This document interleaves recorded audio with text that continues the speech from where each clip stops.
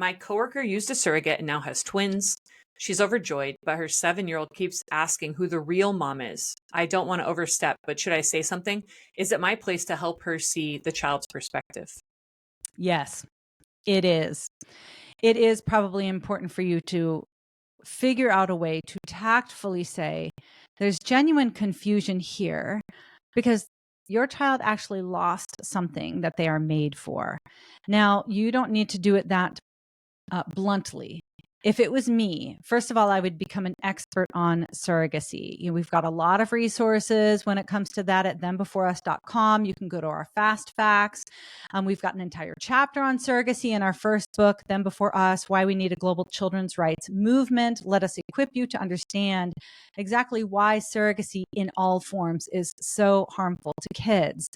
But then you want to be able to approach that in a way where you can present the child's perspective. There's a very good chance that your friend or your coworker went into this thinking there's no downsides for the kid. I mean, this is good for them because otherwise they wouldn't exist. There's no harm in this at all. And besides, I really wanted to have a baby, and this was the only way I could have a baby.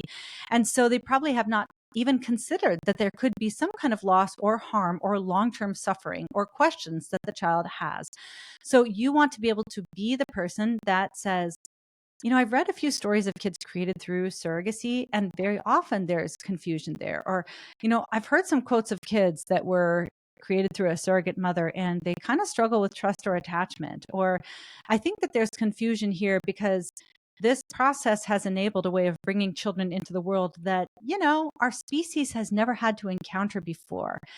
Those kinds of conversations make me nervous because I don't like to be confrontational. I want people to like me. So what I do in these situations is I say, God, I know what you want me to say, but I don't want to start that conversation. So I make a deal with God and I say, if you want me to say this truth, can you literally have her beg me to give her my opinion? And then you wait. And she might say, gosh, what do you think? I mean, what advice do you have? And then you say, even if you're doing it with fear and trembling, you walk through the door that God has just opened for you and you tell her a child-centric truth. That's so good. And I want to give a plug too for our Them Before Us Substack, because we really want that publication to be a place where people can go, or you'll get emails a few times a week to your inbox where we're going to go through different topics and say, here's 3 ways to talk to your coworker about surrogacy or something like that. And really want it to be a place where people are going to read those emails and feel equipped to have these really difficult conversations. So that's thembeforeus.substack.com. And I think everything you were saying is so good, Katy. Becoming the expert, being ready when someone asks you a question, or being ready with some questions of your own. Hey, what did you think about that when your child is asking you? What do you say to your child who says that about the real mom? Oh, I can kind of understand the kid's perspective because they don't really understand where those babies came from if they weren't in your stomach. Asking questions, leaving a pebble in their shoe, I think is a great idea. Yeah, good tips. Don't just be the answerer, be the asker.